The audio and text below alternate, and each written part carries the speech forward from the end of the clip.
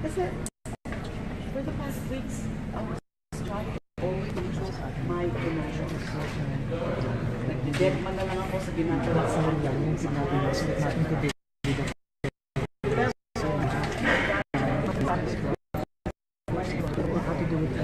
May hangganan na I'm also a human being. I'm a woman. I have feelings that I don't get hurt. And I'm now so deeply hurt. Kaya siguro naintindihan ko kung bakit sa isang katabi po ako. Ma'am, it's I do all this. I'm just trying to help people know the truth. Orchestrated plan of the allies of President Duterte to block all your efforts to ferret out the truth and eventually pin the president on any liability? Do you see any orchestrated plan among the allies of President Duterte to block all your efforts to come out with the truth and possibly pin down the president on his past liabilities? I really don't know. Because this last time when I went ahead with my resolution to investigate the EJ case, lumala ng lumala. Even if, dati ko na nga pong narinig na ganito ang gagawin sa akin, that they will destroy me at all costs because that is what the president wants. Yung magnitude po, yung scale ng persecution, ng crucifixion na ginagawa nila sa akin, sobra na. Sobra na. That's why, nagkakaganito ako paminsan-minsan because hindi mo talaga tanggap sa akin na inaakusahan ako ng hindi naman tama ng walang katotohanan. Walang katotohanan yung drug leaks na yan. Walang katotohanan na naman yung mga sinasabi kagabi. You think it's something inappropriate on my part? If at all it is true na inakusahan siya noon sa Davao na hindi ko nga matandaan yan kung nangyari yan. And then, talking about, taking them for a ride and all that, I will never do those things. I'm the sort of person who does things na yun ang akala kong tamang gawin. Kahit mag-isa lang ako. But to do this, to make it worse, ano pa nga ba? Lahat na lang. Lahat na lang. Sa akin, pinupumpirya. How do you feel mo na kagabi ang napabuli ng gabi kasi tumitsyempo lang sila dahil gusto talaga nila i-terminate na yung hearings na. Pumasok din po yun sa utak ko. Bakit nila minamadali? I already manifested something like I'm already exhausted physically and mentally. But I could feel the sense na kasi yung explanation nga nila, it all came all the way from Davao and therefore kailangan na nilang bumalik. So because reasonable naman po ako. So even if I really felt so exhausted already, I went along. And little did I know na gano'n ang kakalabasan nung naging proceedings last night na nagkaitan. Dahil nga sa unfair criticism sa akin. Could be orchestrated na? Ma'am, yung sa House hearing, were you aware na nag-back down sa Senator Alvarez? I saw it in the papers. Dapat naman talaga. If there's any sense of decency left in this end in the House of Representatives, they better think twice about that demented plan of theirs to show that alleged sex video. Many have reacted already. I'm so moved by the outpouring of support, especially from women's groups. Na hindi naman po talaga tama yan. Kahit anong anggulo tingnan niyan, hindi po tama yan. Just to shame me. Wala namang relevance yun. Wala namang materiality yun. Doon sa subject matter na kanilang iniimbestigahan, irrespective of the authenticity of the alleged sex videotapes, matagal na nila yan pino-float yung alleged sex video na yan. And then, ngayon na naman, ganyan na naman. Ma'am, how do you feel, ma'am, na every time, ma'am, may mga emotional outburst kayo, nag-criticize kayo, ma'am, sa netflix, may mga memes after? Mga memes yun, no? So, natural yan sanay na po ako sa mga ganong criticisms. Pero dalawang beses pa lang naman ako nag-criticize. At hindi naman ako yung tao na basta ko lang gagawin mo na walang dahilan. That's my best expression of protest. My best way of expressing my protest of the things happening. Hindi ko na po nagustuhan. I was being ganged up, hindi na nila ako pinapakinggan. So what's the point of staying there? To be further crucified by them? I was clearly outnumbered. May nag-reach out sa inyo ni Senator Kayo. I'm waiting for their apology. Ma'am? And my apology now, I'm supposed to po. Yung apology ko na sinabi ko ngayon na pasensya na po kayo sa pag-first ko, sa pag-walk out ko, hindi maaari, hindi dapat ko talaga yan ginagawa. Pero hihingi rin po ako ng hihingi po ako ng pag-unawa na wala na po ako ibang choice kagabi. It's too much already. Ano pong punto ko doon para lalo nga akong i-crucify, lalo nga akong ganunin? I still have my self-respect and self-esteem, notwithstanding all the things, cruel things that are being done to me by the members of the House, some members of the Senate, and then yung mga warlords nila sa labas, yung mga operators na yan, yung mga nag-gather ng mga fabricated evidence na yan, hindi mo sila humihinto.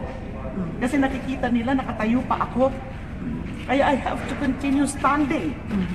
Because I don't want to give them the pleasure of seeing me beaten. Dahil alam ko po, tama ang pinaglalaban ko. Ma'am, Senator Trillanes na nagbay, nakikita niyong Defender niya. with all this. Yeah, at least nandiyan si Senator Sani. And then, isa pa pa wala yun. I was also surprised. Buti na-mention na si Senator Sani. I was also surprised about another reaction of the Senator Gordon about yung hindi daw at least you already said you already that you were the one granting protective custody. Dati nang dinisclose yun ni Senator Sani. Kaya na ako nagpatulong sa kanya kasi hindi ko kayang iprotektahan si interpellation, tinutulungan ko pa eh. Sinabi ko pa nga sa kanya doon sa loob ng refectory, cool ka na, kaya mo, huwag ka mag-iinit dahil ganyan talaga, mahirap talaga. Eh pagkatapos nung tinago naman yun, ako napaka-unfair naman. Una pa, hindi ba sabi ko pa nga eh, I think it's just an oversight. I think it's just an oversight. Hindi sinasadya. Pero makita ko na talagang may mga testigo. Tapos nung lumapit, ang nag-trigger sa akin, umalis yung testigo, samantalang may order, huwag kang aalis, dahil andito pa yung mga yan. Alam nyo aalis na yan bukas. Eh bakit umalis? Dahil nagkalabasan na mayroon pa ng kaso. Eh siyempre, puputok na yan. You cannot help, as all feel, si Lacson na gusto niya, terminate na eh. Tigil na. Ayoko. Ba't natin terminate ito? Eh, sasabihin ng tao, tatago tayo. Eh, pero nung lumabas nga yung note na sabi nga, dinala because nako-compromise daw yung security, eh dapat nagpaalam. Dapat nagpaalam. Kasi kung nagpaalam, at least magkakaalaman, di ba? At saka, andun ako sa oversight lang yan. Sige na, nasaan ba yung kaso, pakita nyo. Eh no, pagka 1+1, naging 2 eh. Diba? Pero sir, pwedeng mag-decide kayo sir na i-terminate na dahil dun sa sabi ng ibang kasama nyo, you were taken for a ride. Pero sir, ito'y tungkol kay Matubato. Kung nagsinungaling man siya, granting nagsinungaling, paano sir yung main reason para dito sa hearings, which is yung EJ ngayong Hindi siya pa ang nagdala kay Matubato sila eh. Ang hinahabol ko, kita naman yun, palagi ko inuulit yung gagawin ng committee, di ba? Hindi naman yun ang hinahabol ko eh. Pero ang lumabas, Matubato was the end all and be all for their case. Nung mag-i-implode na si Matubato, lahat sinasabi, to my mind as a lawyer, hindi ko dadalhin yung Davao group here, sasabihin lang na, wala kami kinalaman dyan. So paano yun? Ibig sabihin, hindi talaga yung EJK na nangyayari ng main purpose, kundi Nila. Davao at Duterte. Duterte pala yung target eh. Ako, ang target ko, abay, teka, magpaliwanag nga kayo. Eh, dala ko, papakita ko sa inyo. Bayan by bayan, ito ang pinatay dyan. Ikaw ang provincial director. General De La Rosa, anong ginagawa mo din sa provincial commander na ito? Hindi siya gumagawa ng kanyang trabaho. Di ba? Doon dapat tayo pupunta para matigil, para mahinawan ang tao. Eh kung hindi yun ang pakay natin, ba't tayo nag-iimbestiga? So sa tingin niyo po, Senator, may ibang agenda talaga? Oo, ang agenda talaga si Duterte. Ang problema naman doon sa presidente natin, napipikon siya. Sinasagot niya lahat. Kaya nga sabi ko nga, nadadapa ka sa sarili mong espada, mahimik ka na, huwag ka na magsasalita, gawin mo lang yung trabaho para matapos tayo. Sigurado may magsusulsul dyan laban sa akin. Hindi ginagawa na senador yun, pero na siya presidente ganito, no? Pero mahal natin ang bansa eh. Kailangan sabihin natin dahil maraming issues sa foreign relations na napipigil siya. Mayroong mga issue na dapat natin pag-usapan. The Yes, inquiry Senator Lima. is not done yet. We are still establishing the facts. And there is a conclusion already that Mr. Matabato has been lying all along. Mr. Matabato has testified on a lot of things. So we're trying to determine which are factual, which are truthful, which are consistent with facts. Kung meron man pong yung mga sinasabing mga iba-iba, that's why we're trying to thresh it out. Kaya nga po tinatanong ko din po kayo. Pero wag ho kayong magbibigay ng conclusion na meron kami ditong sinasadya Mr. Chairman, na pinapaalis ho namin who siya. made first the conclusion? Isn't it you and Senator Trillanes? Kayo may conclusion nung una eh. That's why we allowed Mr. Matabato to testify and testify and testify kahit pabali-baliktad. We bent backwards. But this is a major issue that we Hindi are po. facing now. Pabalikin po natin Mr. dito Chairman, si Mr. Matabato kung yun po ang Mr. problema Chairman. natin. Hindi ko po matanggap yun na ganyan na may mga insinuasyon kayo na sinasadya namin na pinapaalis. Unang-una nga po, Mr. Chairman, hindi ko po nalaman na umalis na. Kasi kanina pa nga ho siya dito. So anong oras, more or less what time ho siya umalis?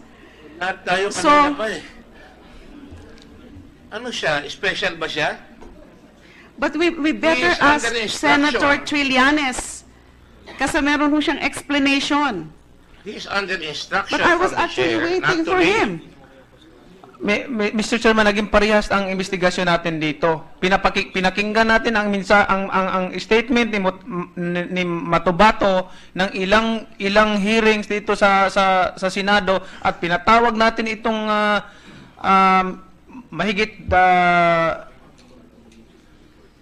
mga witnesses pa para magbigay ng testimonya dito sa Senado, galing pa sa ibang lugar, at ngayon nandito na lahat dahil doon sa akusasyon ni Matabato, tapos lalayasan lang tayo dito na parang insulto sa atin yan, Mr. Chairman, na hindi man lang na pinatawag sa rito, hindi pa tayo tapos dito, tapos lalayasan lang tayo na hindi natin alam. I'm not pointing any senator here. Hindi na ako nagano, pero parang insulto sa atin ang ginawa ni Matabato. Paano pa natin i-continue itong investigasyon na ito? Paano matatapos ang investigasyon na ito para hindi ito biro na akusasyon ni Matabato? Nakataya ang pangalan ng Pangulo, nakataya ang pangalan ng ating bansa. Alam nyo, kung isipin po natin, Mr. Chairman, tayo lang ang pinagtatawanan at pinag-uusapan, hindi lamang sa buong Pilipinas, kundi sa buong mundo. Yung mga foreign media, kung ano-anong sinulat nila nung si Matabato nag-testify dito, nagbigay ng statement na pabago-bago, at ito pinatawag natin yung mga sinangkot niya at in-involve niya sa mga sa testimony niya. Ngayon pinatawag natin siya, nandito siya, umalis naman siya. Anong isipin natin yan? O anong gagawin natin? Anong conclusion natin? Anong magagawa nating dahilan sa taong bayan para dito sa nangyayari na ito? Paano natin may pagpatuloy yung investigasyon, Mr. Chairman? Alright. Even assuming for the sake of argument and given the gentle lady from Bicol the benefit of the doubt, even believing that she was not part of this compromise or this charade, na wala siyang kinalaman dyan, it is incontrovertible that she was in possession of a note that she herself made that was so devastating, it could have been said, well, Matubato was lying here, that there was a case filed against him na pinailan siya ng NBI ng kidnapping with ransom. Abay, hindi biro yun, hindi yung... I detest the claim of material concealment. Hindi nyo naman po siguro i-expect sa akin na habang nagte-testify si Mr. Matubato, ay lahat na lang na meron siyang sasabihin o hindi sasabihin, ay ika-clarify ko po based on my notes. Hindi naman po, unang-una, hindi po ako sigurado kung nasabi niya yon o hindi na merong case for kidnapping nung siya ay nagte-testify. Pangalawa, wala naman sigurong pagkakataon in the course of the questioning of Mr. Matubato at the time, whether on the 15th or on the 22nd, na may ilalabas ko dahil sabi ko nga, napansin ko nga ho yun ngayon. Because I have extensive notes, so I could not be expected na habang nagte-testify si Mr. Matubato nung 15 tsaka nung 22, ay makukorek ko lahat o maisusupply ko po yung impormasyon based on my notes. So please, I strongly protest the claim that there has been a material concealment. Kasi ang pinag-uusapan natin dito, yung insidente. Meron hong kinikwento si Mr. Matubato.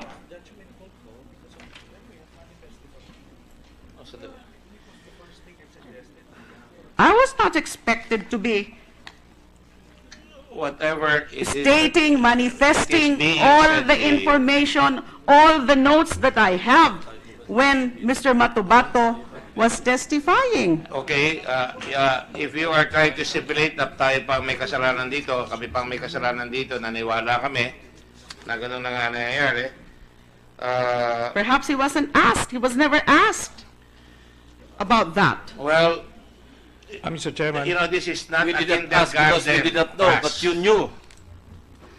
But I have already I said this only before. noticed it kani-kanina lang po when I was reviewing my notes. Excuse me. Because I have extensive notes. Mr. Senator De Lima, I already said, even presuming for the sake of argument and giving you the benefit of the doubt, na hindi ka kasama dito sa nangyaring ito.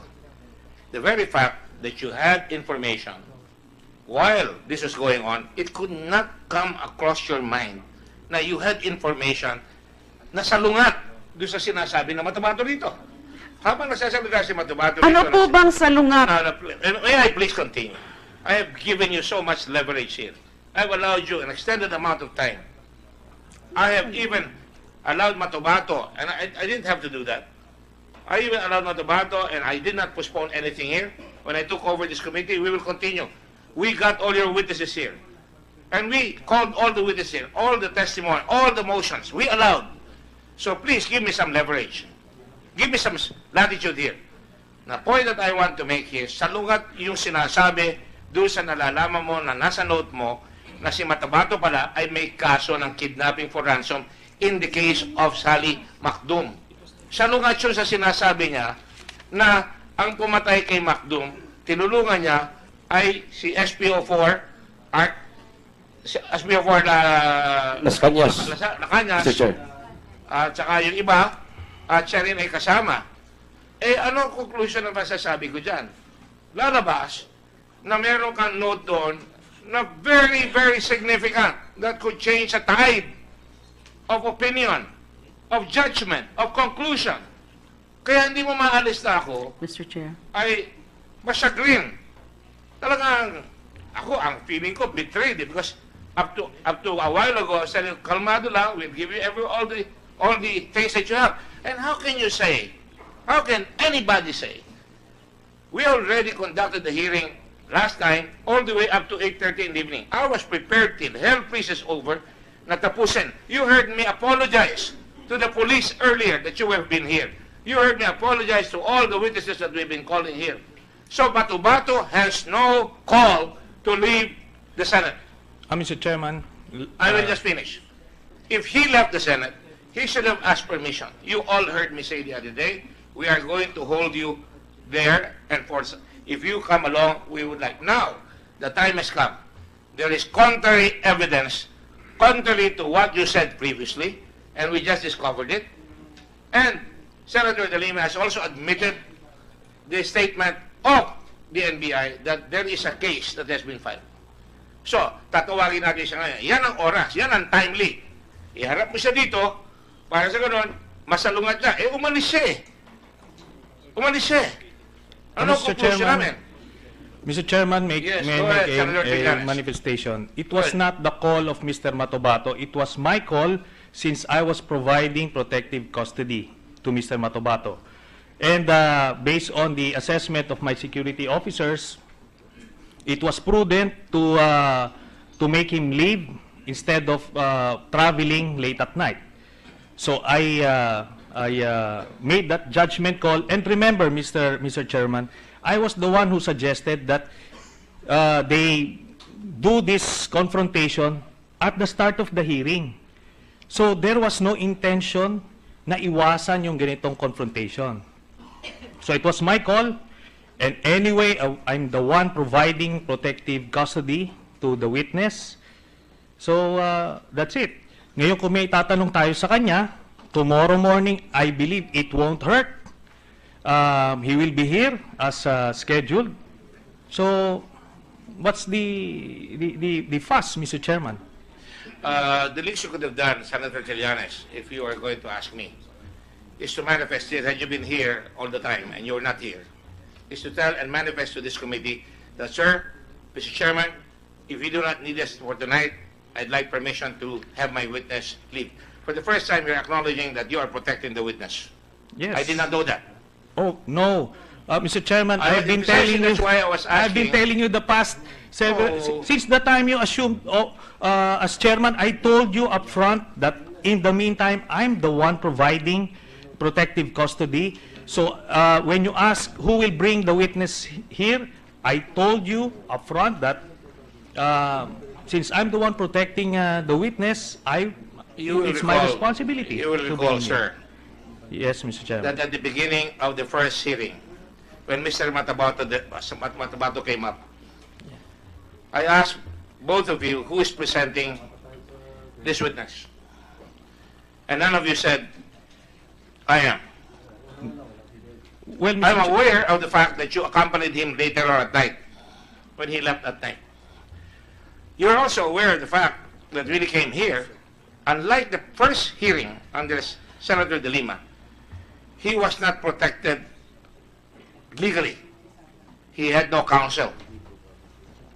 We went over backward to provide him with counsel.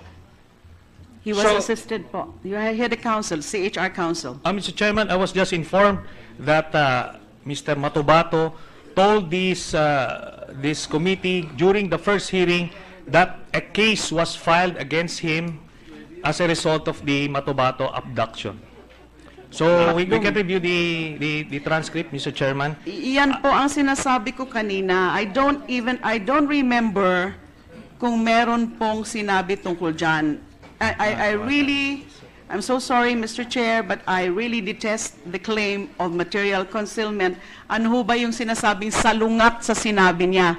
Wala naman po sigurong sinabi si Matobato na walang kasong final sa kanya. Mr. Chairman. So ano ho ba yung salungat na Mr. because Chairman, I already have the try to transcript. tell me that hindi salungat yung sinabi niya? Mr. Chairman, I already have the transcript. Let me answer first, transcript. Senator De Lima. Anyway, you have to look for that. meron pala. He came down here and accused everybody. And kunyari siya ang hero na he's testifying against all the others that went with him to kill Bakdum. Now, it turns out that you have a note that you concealed to the committee. Mr. Chairman, precisely, it was not concealed.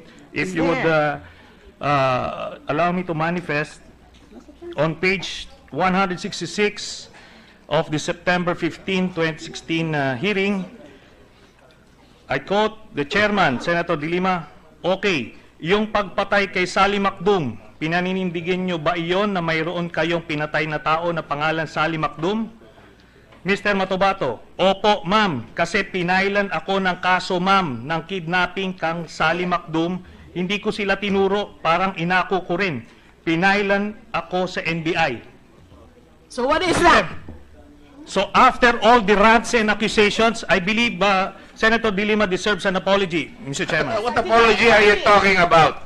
I demand There is no need an apology. apology because you have the information. You had the information from the very Transcript is for beginning. the committee, Mr. Chairman. From But it was in the 2002. transcript already. 2002. Would you please don't melt down, please? You're melting down. No, sir. No, sir. The charge was 2002, si Macdum pinatay. Ngayon lumabas 2000. We had to go chasing all these phantom ghosts.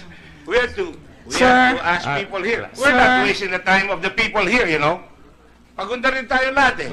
Mr. Chair, one issue at a time. Hindi ho ba yung pag-aakusa niyo sa akin na merong material concealment Alright. has to do with the filing of the case? Kaya po sinasabi ko po kanina, alamin muna natin kung nasabi ba yon o tinanong kay Mr. Matubato tungkol dyan sa pag-file. Kasi hindi rin po ako sigurado. In the meantime, before checking the TSN, you're accusing me, or you have accused me This committee of was made to believe. material concealment. Walang concealment dahil nabanggit naman po ni Mr. Matubato. Kaya pala nandun yun sa notes ko. Kasi nabanggit naman. Nabanggit nung interview ko sa kanya, nabanggit pala during testimony. So where is the material concealment on the part of Senator De Lima? It pains me to be accused of material concealment. There's no material concealment because I am it not was going to go back on mentioned. that. It was mentioned. So there's nothing. There's nothing There's nothing what? to be. There's nothing to disclose to the body after the witness had disclosed it. Mr. Chair, can I shed light on that, please? Yes, go ahead. So, Mr. Chair, the Senator Trillanes is correct in sense that Mr. Matubato said that finailan ng NBI. But hindi po yun yung concealment eh. Pinailan po sa piskalya. And ang fiscal, ito po, and the fiscal po, nag-submit pa nga ng affidavit, ng counter affidavit si Mr. Matubato at ito pa nga nakalagay sa kanyang counter affidavit. In the morning of November 9, 2000, Eric was with 3 companions who I never met before. They look like the military. Mr. Chair, if you check the transcript, paulit-ulit po si Mr. Matubato na 2002, paulit-ulit siya na yung mga pulis na sinasabi niya ang pumatay at nung sinabi lang sa NBI, hindi niya sinabi na merong kaso sa piskalya ng Samal. Nandito po, siya mismo nag-file ng counter affidavit, no? So to the chairman's point, there were things that at the very least were not revealed to the committee. But may I yield to Senator Pacquiao? I think he has a... Mr. Chairman, I believe we're now splitting hairs. Initially, your accusation was very, very clear that he did not Oh, I'm not disclose withdrawing it. Not on your life, boy. Oh, well, I'm not withdrawing well, it. you're mistaken, and No, you're showing your bias, Mr. Let me Chairman. very clear. Let me You're be showing very your clear. bias as the chairman, Bias? and Who's biased? Mr. Chairman. the apology is warranted. An apology is warranted, I will Mr. tell you the Chairman. concealment. I will tell you the concealment. I could not have concealed it because it was disclosed already. Okay, I will let you melt down and have the floor. All you want. And since no apology is forthcoming, I'm walking out. You can be- Because clearly, mi- there mi- was mi- no Mr. Chairman. concealment on my part because it was disclosed already. Disclose? I'm walking out. It was disclosed by the witness. So what is there to conceal? It was disclosed. The record is very clear. You know, I remember when we were... So I remember when we found out a while ago. Since there's you were no- very meek as a lamb. You know, I didn't know. I had it in my notes. Oh, I'm sorry. I did not know. I didn't say that. No, you were very meek as a lamb. And remember that I was not holding. That's why I I was at said, the chair on the first. You were the first. that's And why when I said, the concealment was done, perhaps not by Matubato, because I was not here at the time, but the concealment was done by you. Because when Matubato was testifying, don't you think it was incumbent upon your part to say, I have information that this guy has been fired.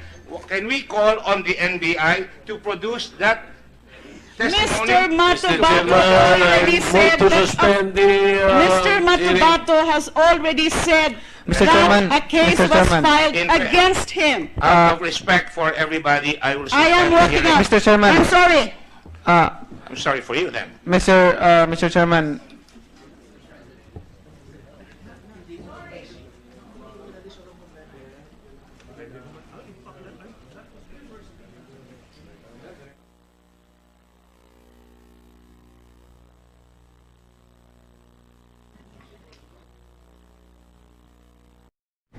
Kasi, for the past weeks, I was trying to always control my emotions. Nagdidek man na lang ako sa ginagawa sa kanya.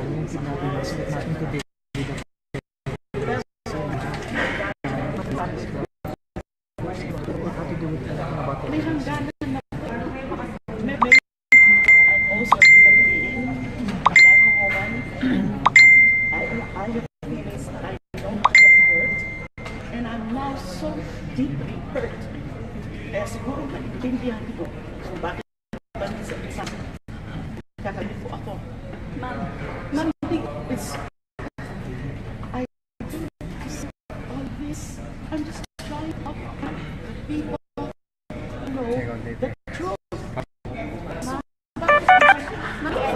Orchestrated plan of the allies of President Duterte to block all your efforts to ferret out the truth and eventually pin the president on any liability? Do you see any orchestrated plan among Nung naging proceedings last night na nagkaitan. Dahil nga sa unfair criticism sa akin. Could be orchestrated, ma'am? Ma'am, yung sa House hearing, Were you aware na nag-back down si Senator Alvarez? I saw it in the papers. Dapat naman talaga. If there's any sense of decency left in this men in the House of Representatives, they better think twice about that demented plan of theirs to show that alleged sex video. Many have reacted already.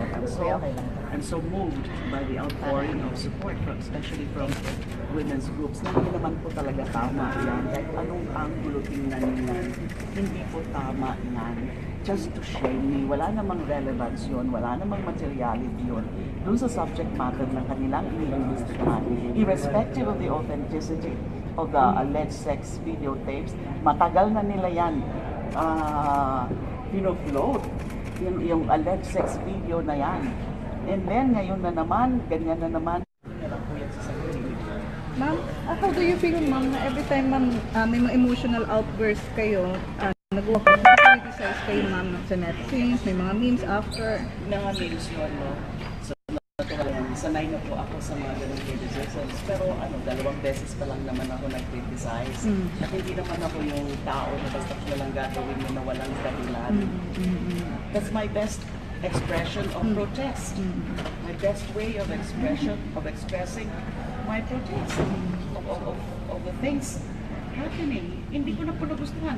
I was being ganged up, hindi na nila ako pinapakinggan. So what's the point of staying there? To be further crucified by them? I was clearly outnumbered. May reach out sa inyo ni Senator I'm waiting for their apology. And my apology now ay sa publiko po. Yung apology ko na sinabi ko ngayon na pasensya na po kayo sa pag-first ko, sa pag-walk-out ko, kung maaari hindi dapat ko talaga yan ginagawa. Pero hihingi rin po ako ng paumanhin ng hihingi po ako ng among the allies of President Duterte to block all your efforts to come out with the truth and possibly pin down the president on his past liabilities? I really don't know.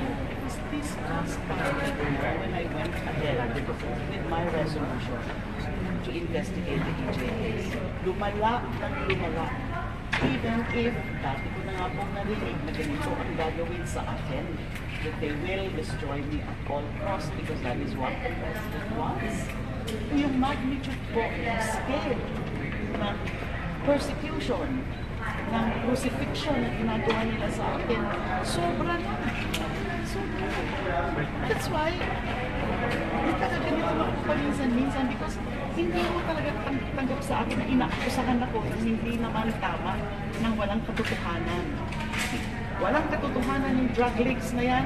Walang katotohanan na naman yung mga sinasabi kagabi. You think as something inappropriate on my part? If at all it is true na inakusa ko siya noon sa Davao na hindi ko nga matandaan yan kung nangyari yan. And then, talking about, taking them for a ride and all that, I will never do those things. I'm the sort of person who does things na yun ang akala kong tamang gawin. Kahit mag-isa lang ako. But to do this, to make it worse, ano pa nga ba? Walang na lang. Walang na lang. Sa akin, pinupuntirya. How do you feel ma'am na Kagabi bang napabuli ng gabi kasi tumitsyempo lang sila dahil gusto talaga nila ni-terminate na yung hearings na. Pumasok din po yun sa utak ko. Bakit nila minamadali? I already manifested something like already exhausted physically and mentally. But I could feel the sense na kasi yung explanation nga nila, it all came all the way from Davao and therefore kailangan na nilang umalik. So because reasonable naman po ako. So even if I really felt so exhausted already, I went along. And little did I know na gano'n ang kakalabasan.